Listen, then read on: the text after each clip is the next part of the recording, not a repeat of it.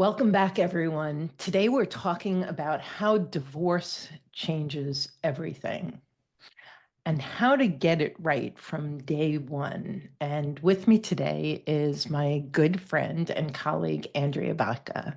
Now, divorce shakes up your entire world, and that's your home, it's your finances, your kids, and your sense of stability. And it's a time where emotions run really high and clarity is vitally needed. And so, how do you set yourself up for success from day one? That's what we're going to be talking about today.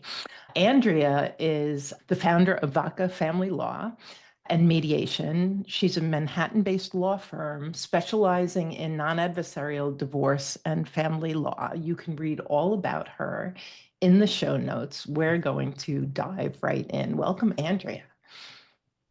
Karen, good to see you again. I'm excited to talk about this topic. Yeah, I think I probably have mend or end conversations pretty regularly. And the one thing that's always there is, or the two things are fear and uncertainty.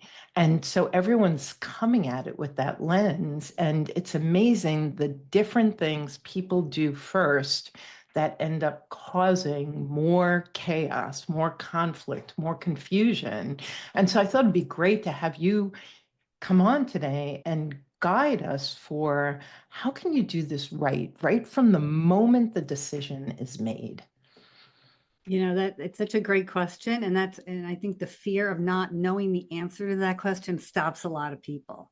Yeah. Just picking up a phone. We know as at the Vacca Family Law Group, when someone calls our firm, this is one of the biggest decisions they've ever made of their life, just to call us or just to call you, to call a divorce coach, to call a divorce lawyer. That's a huge step in itself. And they need courage. Everything that's happened in the past pushes them to this moment. And sometimes they just stop there. They make that call and then they can't do anything else. They feel like that's so momentous. But you made that call because something is not right in the marriage and you're thinking you probably need to end it. So we want to help you understand what you need to know to keep moving forward in face of the fear with some And confidence. I think that also, like, calling a firm like yours, information is power, right? So here we typically feel pretty disempowered. I failed, the marriage broke up, I tried so hard, I'm a loser, he or she is a loser, whatever it is.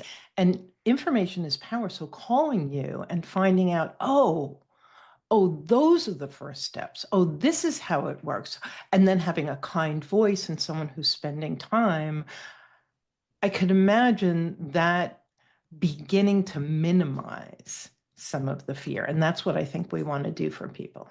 Yeah. Calling the attorney, calling a divorce attorney, a matrimonial attorney, a mediator can't give you legal advice, but they can tell you about their process. But calling an attorney who can give you, who works in your area, who works in the place where you would be divorcing. So you have to talk to somebody where you live, not your cousin's attorney out in LA if you're in New York. So call somebody who knows your law and find out, have a conversation, pay for a consultation if that's what it takes to get clarity around your rights and obligations should you divorce. It's a very broad topic, but you can cover a lot in an hour and get a lot of basic information. Then from there, you can dig in a little more. What are the key legal issues that you need to focus on for your divorce, for your process, for your separation? How do assets get divided? How will spousal support be handled? Child support? How old are your children? And what should you expect around parenting and making decisions for them and supporting them? So getting clear on what the law says, what your situation is, and then helping you figure out what your goals are and putting that all in perspective. And that's where you come in. That's where a divorce coach comes in. If you're not clear on your goals and priorities, that's where coaching is really important at this very early stage to help you look forward with, now that you have some basic information, what would you like your life to look like? How would you like your divorce to look like? Your parenting relationship to look like? These are all in your control to a big extent. And people need to understand that from the beginning. Yeah, and I think in those early stages, what's actually part of the practical legal process and what's the rest of it, the whole ball of emotional wax, is also confused. So a lot of times when people come to me, I'm like, there's 5 buckets. There's only 5 buckets. There's the finances, which has 3 buckets, right? Your child support, your spousal support, and the distribution of your marital funds. And then custody has 2 buckets, shared parenting and shared decision making. And I do that because there's such a need for simplification. Yeah, but what about the fact that he's saying this and she's doing this? And then it's like, then you get into the ball of wax. And it's like within that ball of wax, which is everything that you've been fighting about, that you'll continue to fight about, are 5 buckets. And so when you call, and I want to share something with the listener, my therapist, I was so afraid to make the call, so afraid to make the call. And she said to me, calling an attorney is not getting a divorce, Karen. It's just research. And that gave me permission to make the call. And once you get whatever you need for permission to make the call, calling an attorney is not getting a divorce. Trust me, it takes a whole lot more than that. It's opening the door to education and information and therefore empowerment. So, as a first step, when you can talk to an attorney who knows, you're going to immediately feel that fear tamp down at least a little bit. Yes, that's such a great advice that you got. And everyone who answers our phones here knows this, that getting a call from someone who's thinking about divorce is their most difficult call maybe they've ever made. Exactly. So we have to handle it all with great care and let them know that they're going to be okay. And we're going to find out how we can best help them. And one of the things that we need to do with that is figure out what divorce process or separation process is best for them. Because Yeah, sometimes they can you call, elaborate? Because I think people don't even realize that there are various avenues to go down. So they just hire the first person they talk to, and they're in the wrong space. they're being in the right seat in your divorce negotiations is very important. Our law firm, we do not litigate. We only work with couples who want to stay out of court, who can stay out of court, who can come to an agreement with a lot of help, usually a lot of support, but they are committed to coming to an agreement on their own and not having a judge do it for them. And so we can talk here about mediation. We can talk about how we can work as your mediator, or we can advise you if you're in mediation with someone else. So mediation is a great process for couples there's not a huge imbalance in power and knowledge and in communication styles. So if you're kind of on the same page and the same level and you have relatively good trust between you, mediation is a great process. Then there's collaborative divorce, where it's much more supportive. And the collaborative process is more of a team approach. There'll be a financial neutral helping to gather the financial information. There'll be a mental health professional on the team to help deal with parenting issues and communication issues. You don't need lawyers at our high rates to deal with parenting plans, typically. Let's pay an expert with child development expertise, right? So there's a team approach to that divorce. It's non-adversarial. Everyone's agreeing not to go to court. We can also negotiate with another attorney. If they're committed to staying out of court, we can negotiate with them. So these are all 3 areas of staying out of court. Some people, they try those processes and they don't work, or one person won't engage, one person won't comply with agreements that were made, then litigation might be needed. I say divorce, court should be the last resort. Do not assume you need to serve your spouse with papers and go to court and have a judge start the whole process. That is not the best way to start. It's really setting you on a road to a very, very difficult future if that's how your divorce is going to go. So if it has to go that way, do it. But if it doesn't have to go that way, try these other processes. So having a conversation with an attorney about what's right for you. It's very specific. We need to ask questions about your relationship, about your children, about your conflicts, where there might be areas of agreement, and we'll give you very clear advice about whether you can stay out of court and what process might be best, or we'll refer you, in our case, to an attorney who can help litigate this for you if needed.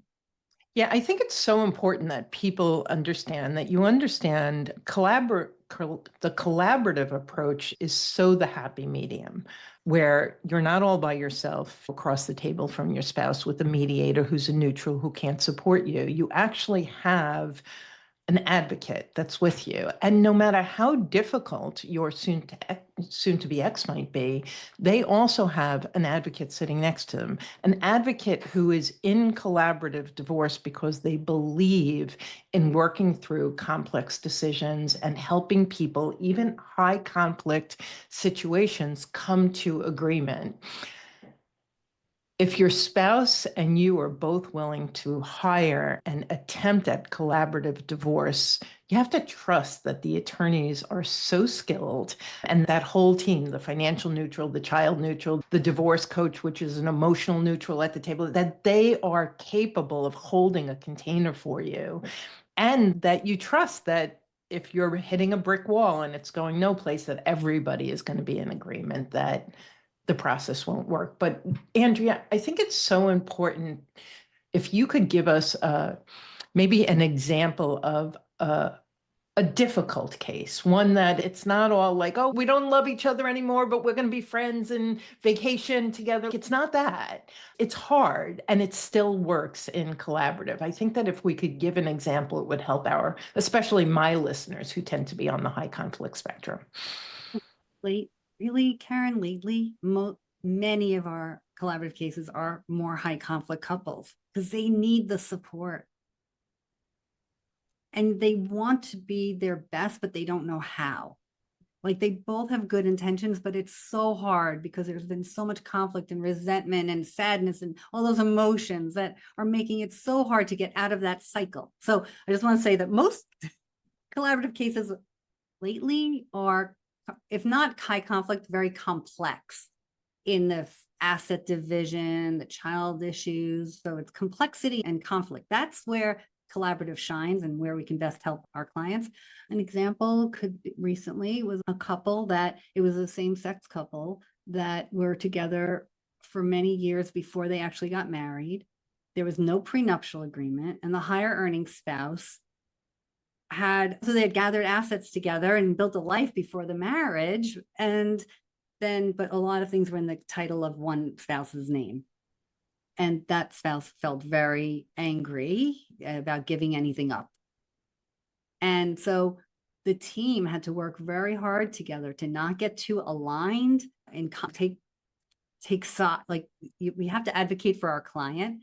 And there was a lot of difficult conversations with the attorneys, with the financial professional, with the mental health professional, all trying to support this couple, where one person was very, very angry for having to give up money they didn't want to give up and property they didn't want to give up.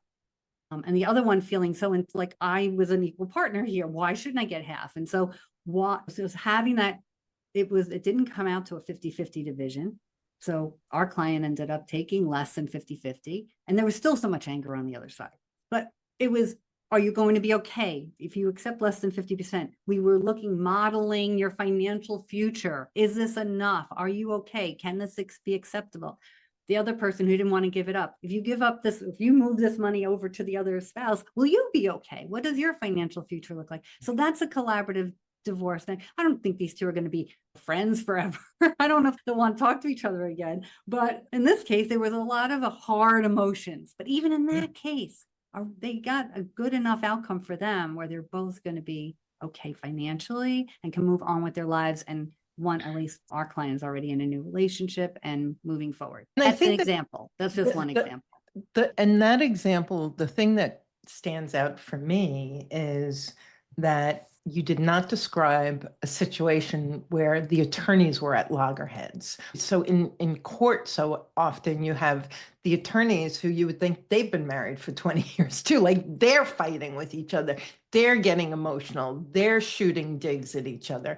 That doesn't happen in collaborative. And so if you just think about it, your own personal situation right now, if you had a handful of professionals who were all skilled at tamping down, minimizing conflict, and fair, A good divorce is when everyone walks away thinking it was a little unfair, because then everybody got the best that you could get to and you move on.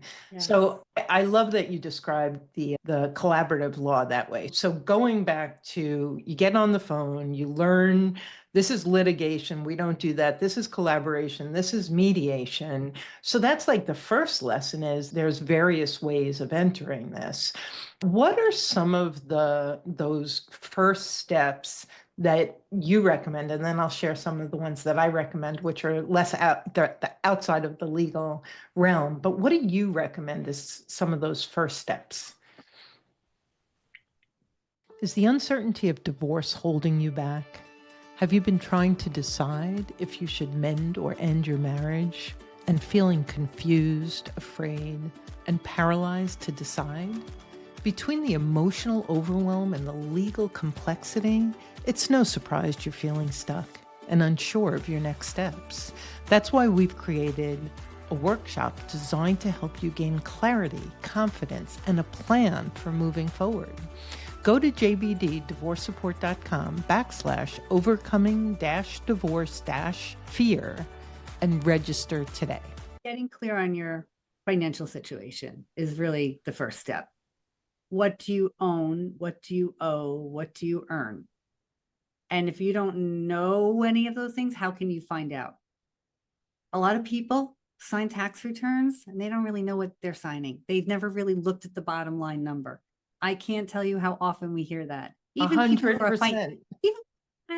people who are once were in the financial world and now stepped off that track for a while, they still are signing tax returns they don't really look at, because people trust each other in the marriage. Right. Whatever, we have enough, we're good. So maybe it means calling the IRS to get the tax returns. Maybe it means going into the files and getting them in. Maybe it means calling your accountant, even though you don't have a relationship with them. They represent you. So we'll talk people through how to get these documents. You know, they feel like they don't have access, they've never seen them. Well, maybe you can still get them. So let's talk that through. So we'll do that. So gathering all your information about your finances. Can you explain why that's so high on the top of your list? Well, because you said of the 5 buckets, 3 of them are financial, right? So there's one big bucket, that one bucket's pretty big, has a lot of impact on what you'll walk away with, what's available to divide, what needs to be paid off, what cash is available, what can be traded, what might you owe, what needs to be taken into consideration as debt. How will you be supported? What are your expenses now? What might they be in the future? What will it look like to live apart? We need to know where you are right now. What are you spending right now? So there's a lot of work that goes in, and you might not have all this information in the beginning, but starting to gather these documents will help us lay the path for answering all these different questions that we need to answer. Beautiful. Yeah. So those are the big things. And if you have a prenuptial agreement, or postnuptial agreement, we want to get that document. We want to know if there's any trusts that either of you are beneficiaries of or trustees on. We want to make sure, we want to understand your life insurance situation. There are some preliminary things that will really help us set the stage for giving you better advice and understanding options. So are all of those questions asked in your consult? No, not at all. No. So when somebody calls you, and this is their first call, this is the scary call, what can they expect? First call is going to be focused on where they are right now, what's led them to make this call, and where would they rather be? Where would they rather be right now than where they are right now? So can we help you get there? Tell us a little bit about your relationship, your children, but really it's going to be, where can we help you get to where you want to be in a very broad sense. Once they retain us and we're retained, we can dig more into that's when we start asking for all this information. We get some preliminary information. What do you earn? What do you do for work? We don't need to dig into all that on the first call. It's not really important at all. because until And we they're know. going to have questions, right? So often I equip my clients with a handful of questions, and you helped me with this years ago when we did one of our earlier podcasts. And so for me, it's like you're calling and you want to know. For instance, you've been listening to your spouse who said you're going to be out on the street next week and you're never going to see the kids for the next 10 years. And you're believing that. And so you can get some real facts about legal rights, can't you? Yeah, we can give you some really basic information about rights, maybe some obligations, but we're not going to get too much into specifics that time because we don't have all this information yet. Right. Right, 100%. And then, so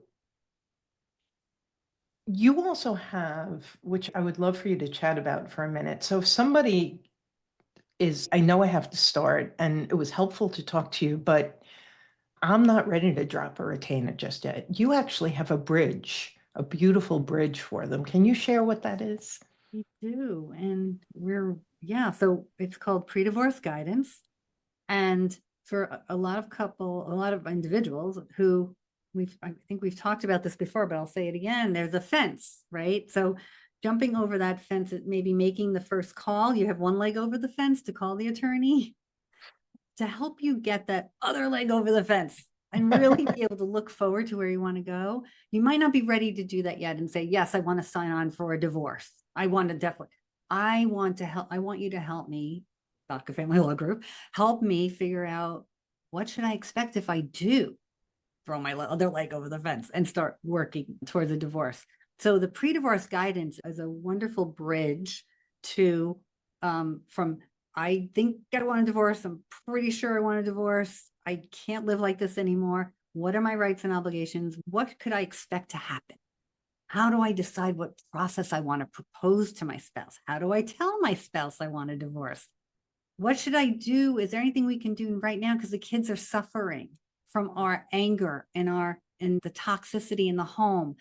Can you help me find somebody who can help me give some advice on how to best help the children right now? Can you help me find, and this is one of the things we've incorporated now, is a clarity call with Karen McMahon for our pre-divorce guidance clients. It's all included, no extra cost. You can talk to Karen and get clear on your goals and where you are emotionally. And why don't you say a little bit more about what you're doing when our mutual clients are calling you?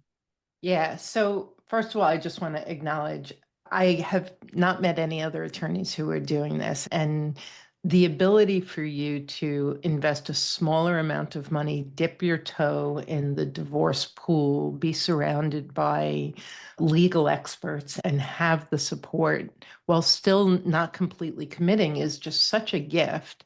And then the clarity call enables you to then get on the phone and talk about all that fear, maybe what your spouse is saying, maybe what all of your friends have told you that how horrible this is, or it might be that you have a real concern about giving up any access to the kids. You've been the stay-at-home parent. Whatever your struggles are, in that 1 hour, we get crystal clear on your high-end problems, the ones that you want to deal with right away. Sometimes you're worried about the marital home, which you actually don't have to worry about for months. And so I get to help you make sure that first things first, that you're really focusing on what's important now and just putting those other things on your list. And so at the end of that clarity call, you're going to have additional clarity. You're going to have resources and information to help you with whatever your concerns are. And you're going to feel all the more informed and empowered to be able to go back to Vacca Law with more legal questions, start gathering information. The whole idea of the clarity call is to help you over any speed bumps at this point that are going to keep you stuck. And so Andrea and I know that entering divorce has so much fear that so many people get stuck along the way. And we've both been doing this for long enough that we've tried to craft together the perfect balance of the legal advice and the emotional support through divorce coaching that will allow you to smoothly enter your divorce. And I would love for you to talk, Andrea, about the value of starting right versus all of the things you and I have seen people kind of blow up in the early stages. Great question, Karen, because how you divorce matters. How you start your divorce matters. I learned this lesson from my own parents' divorce, which was now 35 years ago or so. And even though they were never in court, they had to sue each other for divorce back then, but their attorneys were very adversarial and they had to allege terrible things about each other and what each other had done during the marriage. And they were, because you had to do that back then in the 80s, you had to prove fault. You don't I have had to to prove prove fault. You had to prove fault. Yeah, even in the 90s. Yeah. Well, in the aughts, you had to still prove fault. The laws change now. You don't have to prove fault. So how you divorce and how you start with looking, I prefer not to look back. Some things are relevant as to what has happened in the past, but many things are not. And if you can focus and find an attorney, he's going to help you focus on where are you now and where do you want to go? How do we get you there? Instead of looking back at all the terrible things he ever did to you and all the things they never did, blah, blah, blah. That is such a waste of time and energy. Yeah. Now, if there are addiction issues ongoing and there's been behavior in the past and there's untreated mental health issues, oh my God, the past is relevant because it will inform the future, but most of the past will not, because you will not be living together anymore. And you'll be co-parenting in a very different way. And the money will be divided and on and on and on. So many things will change. So how you start by feeling more empowered and centered and clear about what you want, what you need, what the law says truly, not what your neighbor says it says or somebody else said is you're entitled to, will help you just be more more calm in your discussions and starting off how you want a divorce, picking the right process, not going off down these rabbit holes like you were talking about, that is so easy to go off and down, Yeah. right? So that's why I say how you divorce matters, which process you choose and how you start that divorce is so important. Yeah, and I'm going to talk for just a moment about for when I talk to clients on the mender and fence, a couple of the key things is when you're ready to tell your spouse. A big mistake people make is it's like, let me tell you all of your faults and shortcomings and all of the ways you disappointed me. This would be don't do that. There's no value in that. And so how you craft your proclamation, which I had a podcast a couple of weeks ago on, how you craft that is vitally important because that's the very beginning of either increasing or decreasing conflict and pain, right? So what's the point of telling someone what's wrong with them? It's like we've tried, and so there's a way of doing that. There's a way of communicating that both Andrea's team and my team talk to you about. Like, how do you say things in a way that's kind and gentle, even if the relationship hasn't been kind and gentle, so that you can be heard as opposed to fought with. And so that's the very first thing. And getting your head straight, like, what are you thinking? Most people come to me with all of these nightmare stories about this horrible future that they're going to have. That's not the right way to start your divorce. And so getting your head straight, noticing where you're emotionally struggling, where you're triggered, where you're reactive, that can blow things up. And so we can't do anything about your spouse and their side of the street. But when you engage and you start well, no matter how they behave, your good, wise, discerning choices are going to lead to a calmer, more streamlined divorce. Yes. When you can make that proclamation as opposed to a request, you know, asking for a divorce, no, you're never going to get a yes on that because clearly you've probably asked in the past, right? So proclaiming, I want to end this marriage. This is how I propose we do it. I've done this research. This is the kind of relationship I hope to have when this is all over. This is hopefully how we will be able to parent our children together if that's the situation you're in. Knowing a little bit about all those things that you would like will just set the stage in a whole different way. And then if you're not, and what you or I can also help with would be, when do you tell them? Not just what, but how and when, and should anyone else be there? Is it best to do this one-on-one? Is it best to do it your couple's therapist that you might still be working with? We can help you set the stage for a productive conversation as well. 100%. And how is he or she going to react? And where are the kids going to be during this? And if you could imagine being guided in a safe container for telling. I had a client call me and she was literally negotiating the marital home 3 seconds into the conversation. I was like, this is not how we want to get started. And so when you have experienced people guiding you, everything that you do in those early stages can be done with a sense of clarity and confidence that I know I'm doing the right thing because I have people who have experience who are guiding me for how to do it. If you're living together under the same roof, and we have a checklist, Andrea has a checklist for you, but living together under the same roof and what's the communication, what's the boundaries, all of these things you may not even be thinking about. And yet with a little bit of guidance, you can put these pieces in place and it's going to help. Every step of this is going to help. And the client you just mentioned, like 4 seconds in or whatever it was, to talking about what are we going to do with the house? That's because that's a huge factor in this person's life, and fear, and home is everything. And what they're not thinking about is how will we live together? That's really more important right now. Like those boundaries, where will you be sleeping? Are you going to be nesting? How will we care for the kids? How do we talk about duties around the children in the house? And how do we pay for things? Will everything stay the same or will things change? There's so many things that we can help you know where the pain points might come in once you decide you're divorcing and you're still living together. That's where your energy should be focused right now.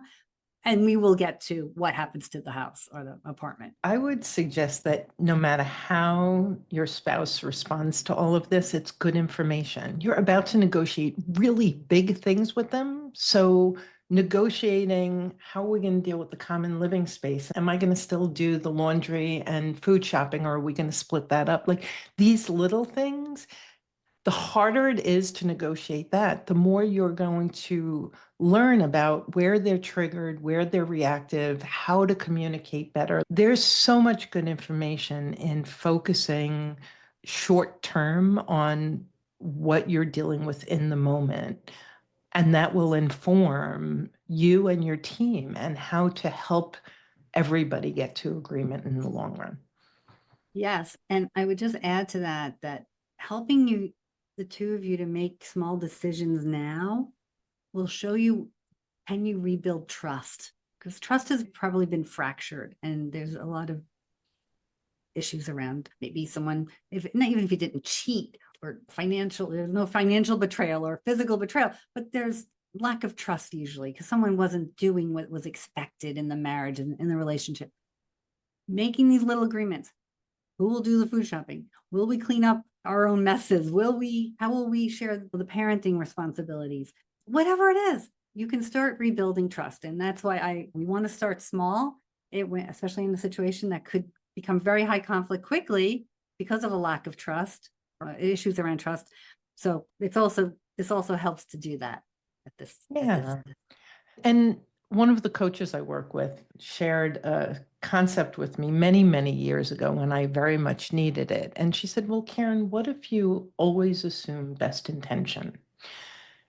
And even if you're living with someone who's difficult, even if you've been on the receiving end of mean words and things like that, we're so complex as humans, and after years or decades together, there's all types of belief systems. When you can start with a clean slate and assume best intention and work on the best way to communicate to move things forward, not to win, not to show them how rotten they are, or just to move things forward, you'll be doing yourself, the children, your spouse a tremendous favor. And I know, Andrea, that we have a pre-divorce checklist for them, and I know that the guidance package is also available. Can you share about both of those as we begin to wrap up? Yes, absolutely. The pre-divorce guidance, if anyone's interested in that, they can contact us at vaccalaw.com and schedule a time to speak with us, and we'll talk about the process and how that might, if it might be a good fit for them right now. And you're located, tell them where you're Oh, located. yes. So we're in New York, in Manhattan, New York, and we work with families all over New York, primarily in the downstate, Hudson Valley and South Long Island, New York City. That's our primary clients come from those regions of the state. And that's it. And anyone who wants to stay out of court. And so the pre-divorce guidance, it's not a court action. Even if you think you might have to litigate in the future, this could be a good step. And then we could help you find a litigator if you need to. We will let you know for sure if you need to litigate. So anyone listening who might have questions about this very early stage, in New York, we can help them. Then we have a pre-divorce guidance checklist that you and I worked on together and is available at vaccalaw.com/pre-divorce checklist. And that's a free gift. So if you've been trying to take notes or you're driving or you're on the subway, and no worries, go to the show notes and there is a link and you can download that and start working through that. And our hope is that would really help you feel a little bit more comfortable and a little bit less fearful about these first steps. Yeah, in addition to the topics we talked about, there's some guidance on parenting on there, and looking forward to the future, protecting your financial future and your privacy looking forward. So it's a chock full of information and could be very helpful. Yeah. Lots of really solid first steps. First things first is the thing you want to remember. Andrea, I love what you do. I love this pre-divorce guidance package that you offer. Thank you so much for coming and joining. And everyone, please grab the checklist. The checklist is priceless for those entering divorce and unsure of what to do next. It will put you exactly on the right track. Yes. Thank you, Karen. So good to see you again. Same here. And we'll be back again real soon. You have a great day. Thanks for joining us on the Journey Beyond Divorce podcast. I hope you found guidance and encouragement to help you along your journey. If you like my podcast, please take a minute to subscribe and leave a review on iTunes. You can also visit us at jbddivorcesupport.com, where our team of coaches support both men and women through our one-on-one coaching, group programs, online courses, and free resources. Stay tuned for our next episode, and I'll talk to you soon.